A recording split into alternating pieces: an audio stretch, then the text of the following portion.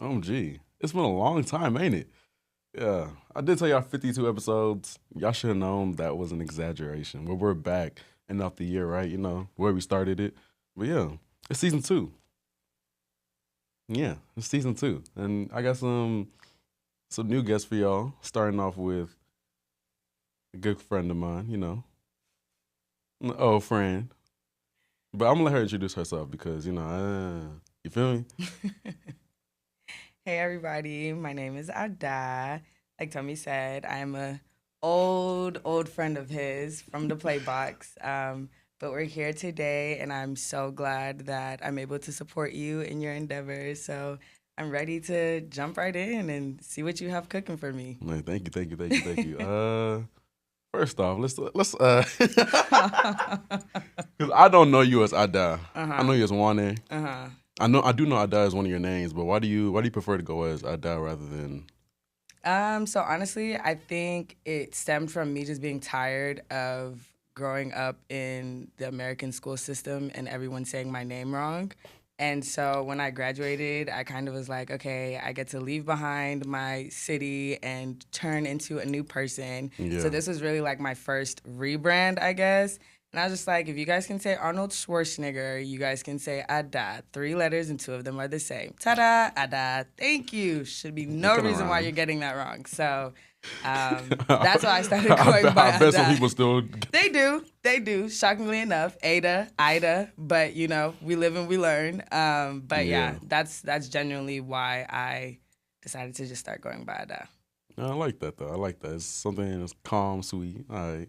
Thank you. Also, Thank you. speaking of, you do have quite a professional career now. I do know you Yes. were back in the day. You were doing your own thing, always, having your hand in this and that. But now you have more of a career path with what you're doing. And one, I want to say I'm proud of you. Thank I seen you. you doing what you're doing, and you look stressed a lot doing it. But like, yeah, I understand it's a good kind of stress. Yeah, it Yeah. is. So one, how did you get into Because I don't know how to label it. Because you don't just do promotions or anything like that. You do a lot of things behind the scenes. So it's not just Yeah. like I don't know what to call it because I know Yeah. it's not just one thing. I've seen you doing so Yeah. one, what would we call it, and two, like how'd you get into it for real? So I guess like for a lack of better words, the short and sweet version is essentially just an entertainment agency. Mm-hmm. How I got into it was I was essentially given the opportunity to be an executive assistant for one of Davido's tours.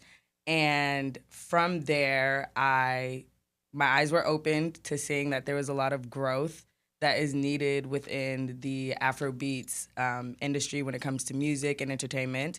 And I also, realized that, culture is very big in our community as a woman. If Yeah. I think I'm going to be telling somebody to do something, I have to have my own.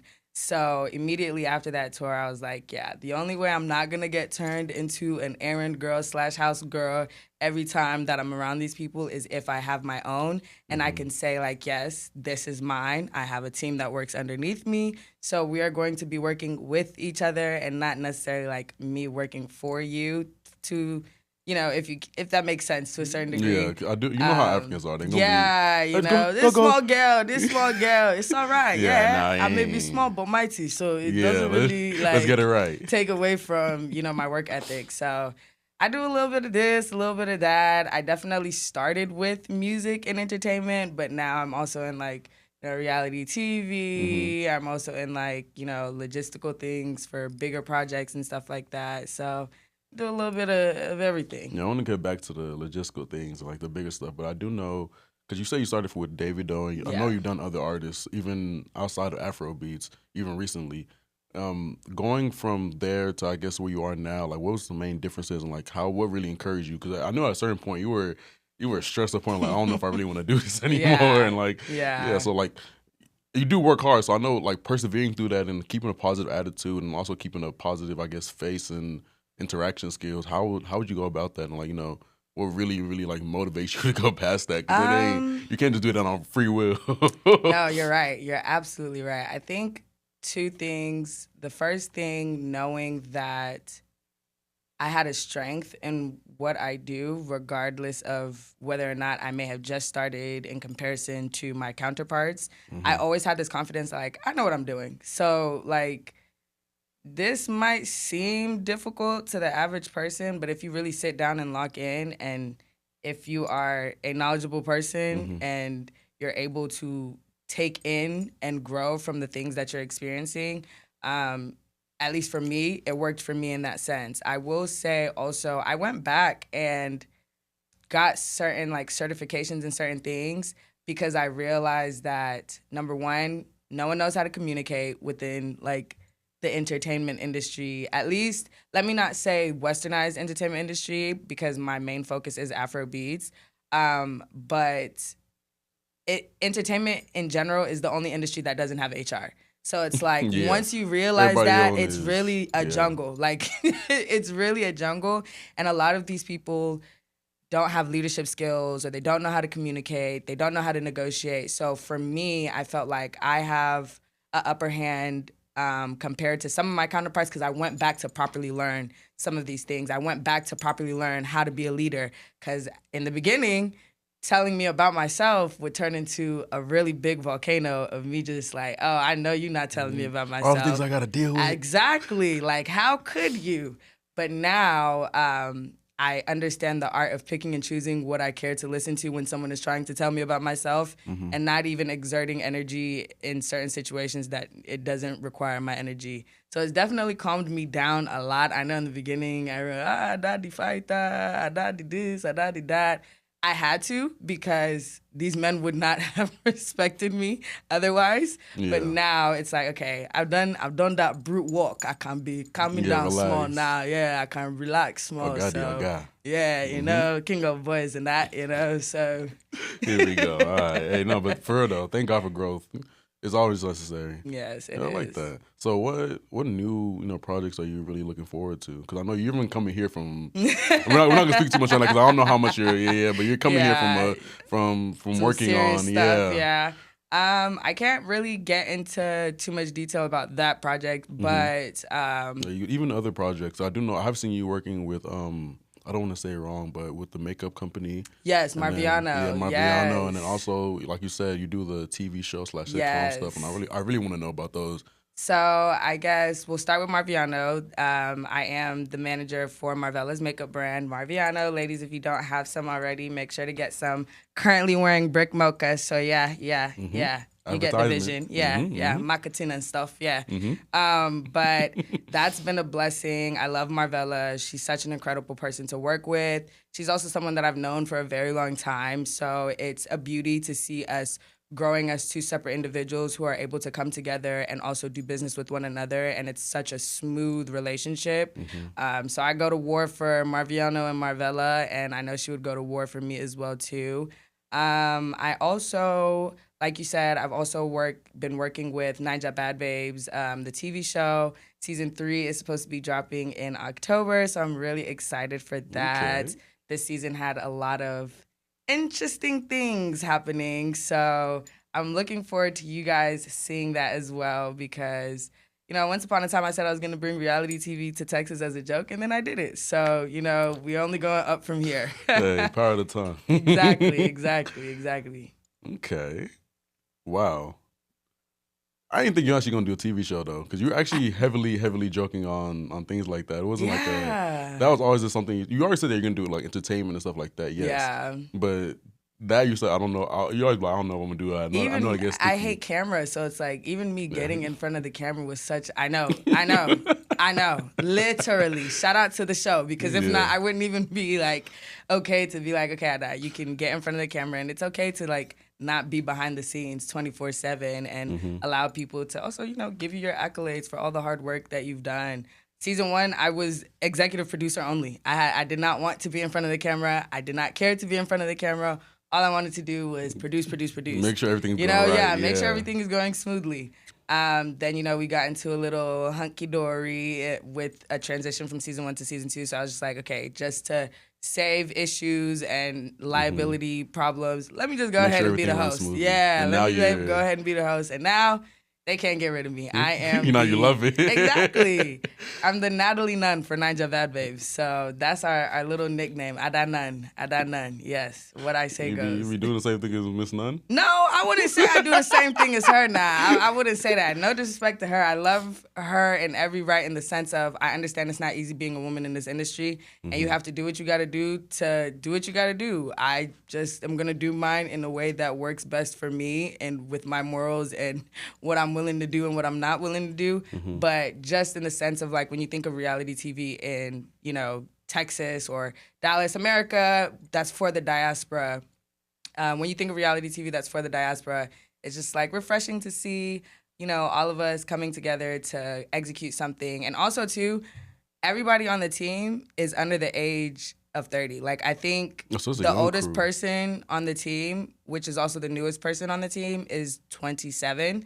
And she just joined, like, about a year ago. But before then, like, the core group of us is 25, 24. We're all, like, in the same age range. So whenever you guys are over there in the comments popping y'all stuff, remember that it's young people doing this. And if it was so easy, I want you to go and pick up that camera and go mic them girls up and you go deal with those women. And if you can't do it, please keep your comments to yourself. Thank you very much. Yeah, everything is easier than it looks. Exactly. I mean, harder than it looks, but easier if you say it and don't execute it. It's easier to just talk. So that's facts. Yes. Tell me about it. Whew. Wow. But even so, wait, you have two different teams then, because that means you have a team for your show and then also a team for your. How do you manage? No, and then also another team for. Yeah. Oh, so you want how many teams is? A lot of teams, honestly. But I just try and do my best to bring on people that I trust and support within my certain teams, because it's like if I've already worked with someone, they know how I work. They know, you know, when Ada is in crunch mode, this is how she is. She's not trying to be, you know what I mean? It's just easier for me to bring them on board. And I feel like that's the beauty of also honoring and flowering, or not even flowering, watering certain relationships, because people don't understand the value of connections until the connection comes through for you. You know what I mean? There's certain people, even the lore of A4L and how I created my company. Realistically, I just felt like, I'm sorry, but Texas Africans have sheep mentality. Everything has to be a group, like, you know what I mean? And there's nothing wrong with that to a certain degree, but at the same time, what happened to individualism? What happened to having a mind for yourself? What happened to doing what you want to do because you want to do it, regardless if anybody is backing you or not? I remember there was a point in time, people, oh, she's making friends with people out of town because she cannot keep friends in Texas. No, y'all are just weird.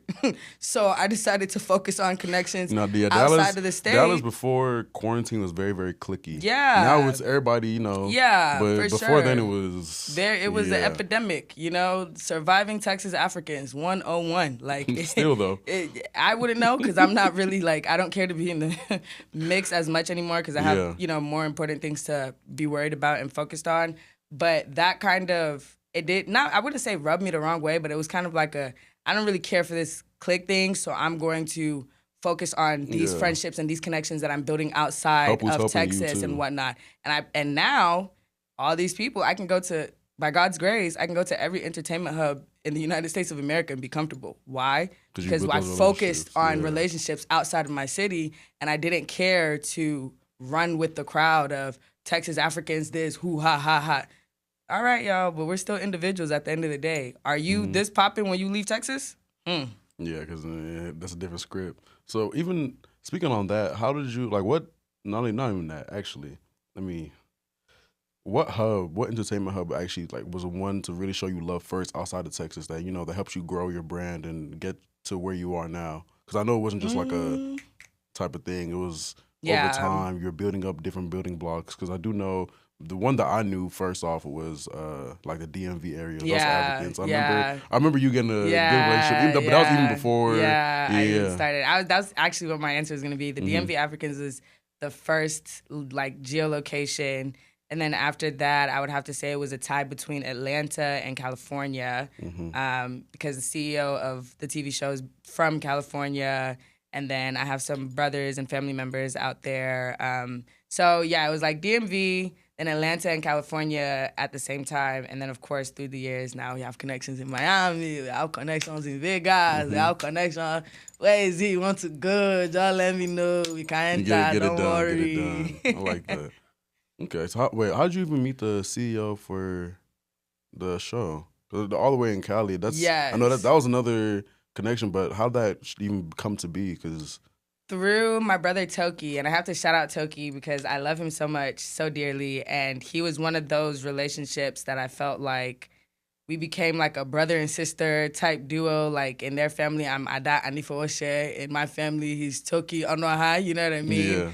And from there, I was introduced to more people from that relationship that we had. So Dave already knew Toki because they're from LA. Yeah. And then it was like, oh yeah, I got a sis that's into X, Y, and Z, ABC. Like y'all should connect X, Y, Z, ABC. And then from there, the power of Open the a floodgates, connection. yeah. Exactly. Okay. Wow. I know, right? Just spider webbing all Yeah, over. literally. Wow. So we can't even go into. I really want to talk about. I really, really want to talk about new projects. I can't lie to you. I know, but that's what's itching me. That's what's itching me crazy because I know how you are, and I know when it comes down to preparation, it's So I am excited for that. Even though we'll talk about that a little bit more. Off camera. Yeah, but I can't wait for you guys to see it because I know you guys are gonna enjoy it when it does come out. So even season 3 that's coming this next. Yeah. Well, these episodes gonna be coming out at the same time as around that same time because I plan on dropping October up until like January. Okay. You see how? Okay. I'm trying to bring it back a little better this time. Okay. Mind you, this is a smaller studio. They have a bigger studio. You don't like that one. Now, I'm gonna bring you back for that one as well. Okay. Because I really want like y'all the to. setup though. No, And, like, it's the nice. journey starts from somewhere. That's what people fail to facts. remember. Like you got to start somewhere. If not, Facts. you're gonna be sitting there staring at your thoughts, just wondering like, oh, I shoulda, coulda, woulda. Had I not gone on that tour 5 years ago, I don't think I would be in this position that I'm in. Granted, did I lose my job? Absolutely. I absolutely lost my 9-to-5 job. I know you were wasn't hurting. sick. I wasn't. I wasn't. My fault. What? I knew the investment that tour was going to do for my life. Wait, where were you working back then? I'm not going to give them any free promo, but it's this African restaurant in Dallas. Why does everybody here that worked at an African restaurant have something bad to say when it's specifically in Dallas? Unfortunately, our people are uneducated when it comes to business. We just come up on some money, enter into an industry that we think we're going to make returns on, and then start trying to do oppression and classism to people when it's like hospitality is a thing for a reason. And I would say, just to like, have a side tangent, I think that's something that sets me apart because I also understand the importance of hospitality. These men don't care about hospitality. They don't care about the crowd. They don't care about appeasing their customers. You want to label VIP customer, but you don't understand. You don't even know what an experience of VIP is. So how can you even treat somebody like VIP if you yourself, you've never experienced VIP before? Just upcharging. You know what I mean? Yeah, just greediness and just nonsense. And by God's grace, I keep name dropping God so everybody should know I'm a child of God. It's like, there are just certain things that I'm not going to do because I know that that's not right. You know what I mean? Like, I understand the reality of life and how to use the reality to make sure that it doesn't mess me up. But still, there are just certain things that I'm not going to do because I don't care to be greedy. Like, I make peace with what it is that I'm doing. I understand the value of time. I understand the value of money.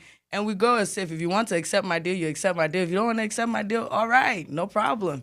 Let's see how your experience with the other person is going to be. And it's safe to say 9 times out of 10 they come back like, oh, I'm so sorry, I did not go with you. Well, at least you see how it happens. People don't really, like, they're not really, I guess, appreciative of what they have until it's gone. So, yeah. Honestly. And now look at you, though. And the access is only going to get more limited. So, yeah. Price going up, so. Yeah. That's something that I'm glad I'm learning now, though, because I will say before my 2 angels passed away, I never wanted to make other people feel uncomfortable by my accomplishments.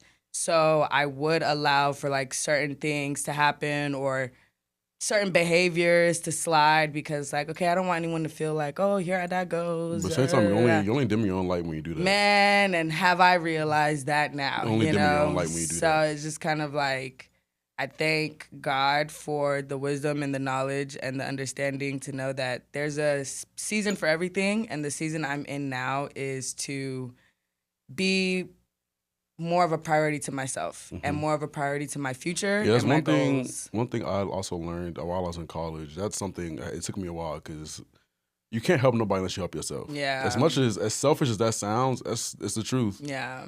Imagine trying to save someone from drowning and you yourself, you can't even swim or nothing. What are you doing? Just paddling. Exactly. So exactly. it does pay to be selfish, but within your selfishness, it's still good to have some selflessness. Yeah. Yeah, you put people on who really want to. Exactly. Yeah. Exactly. I like that. Hey, but also I do want to work with you a little bit. Yeah.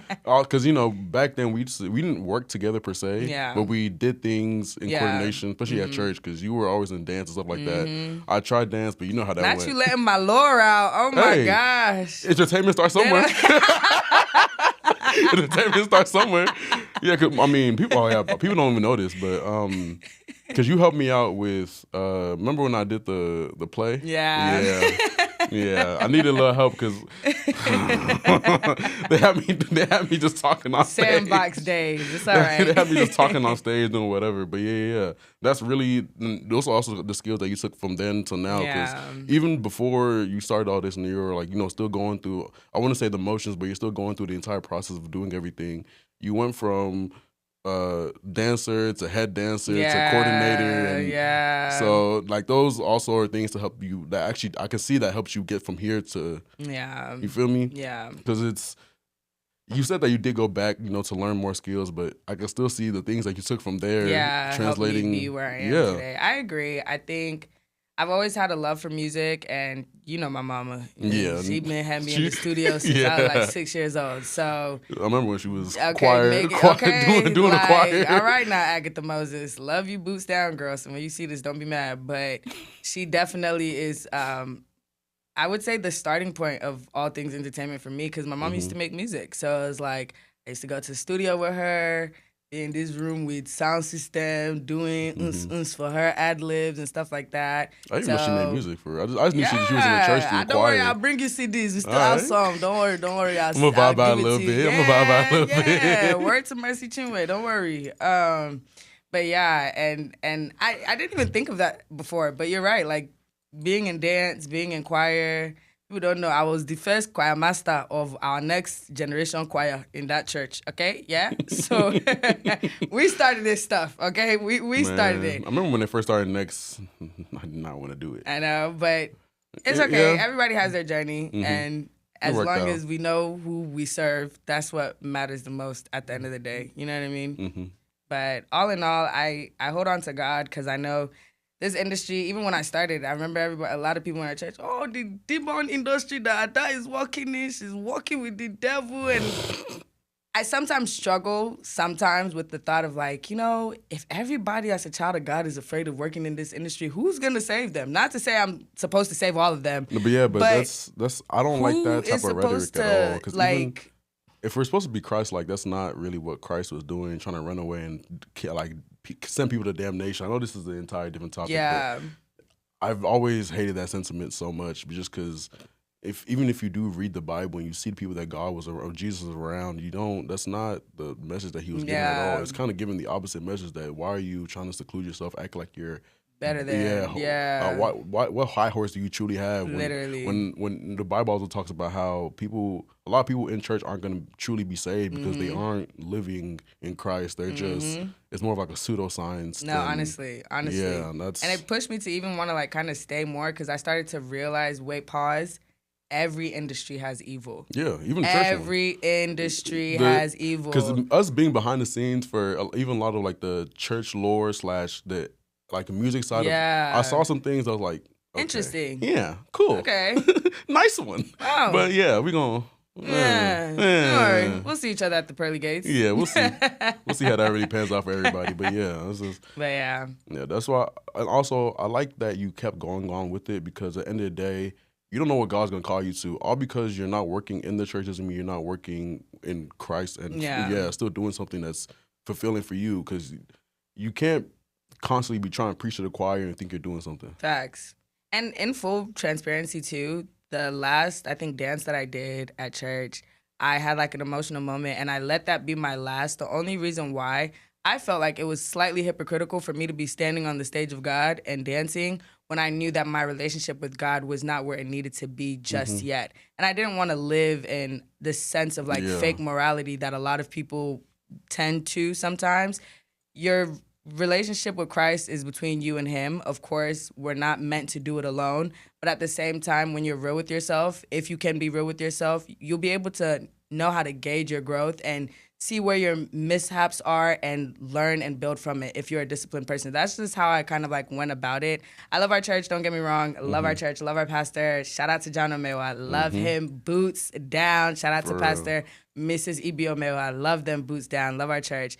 But it was just like, you know, a personal thing for me in the sense of like, all right, let me figure this out for myself. And then, you know, I'm going to come and donate for the extra wing to build out that quarter side that we want to build. Mark my words, I'm going to do it. Give me like 5 to 10 years. I'm going to come and I'm going to donate something. You heard it here first on Tommy's Creations. I'm going to donate to the church. We're going to hold you to out it. That. No, amen though. No, I like that though. Whole interview, we're going to keep on going back and forth. I know, right? No. Are we about to wrap up? Yeah, we are a little bit. Okay. Yeah. Also, we're gonna have all your info down low. I do want you to send me the info for the show and everything, so I can put it in the description. But yeah, it was lovely having you. Thank you so much. Like I said, we're gonna do this again. Absolutely. Conversation was great. Absolutely. Short but great. Absolutely. But yeah, this is the end of the episode. Thank y'all for watching, and also please support her. As you can see, she's a hard worker. She does a lot. She ain't just sitting here doing whatever. So yeah, let's do what we do, because at the end of the day, it takes a village, and that's what we talk about. Thank you. Yeah, I'm glad that everybody's back for this new season. We also have we got some new faces, so it's good. Yeah. Yes, I'm excited, and I'm so proud of you and all of your endeavors, and I cannot wait to see how this, you know, grows and turns into a big project. So I can be calling you like, hey, I need you to come and interview somebody for me. Hey, and I love it. I love it. Oh.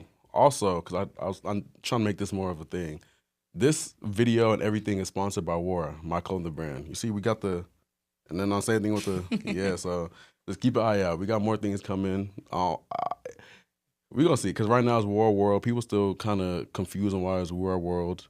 You'll see why it's a world thing and not just a, Okay.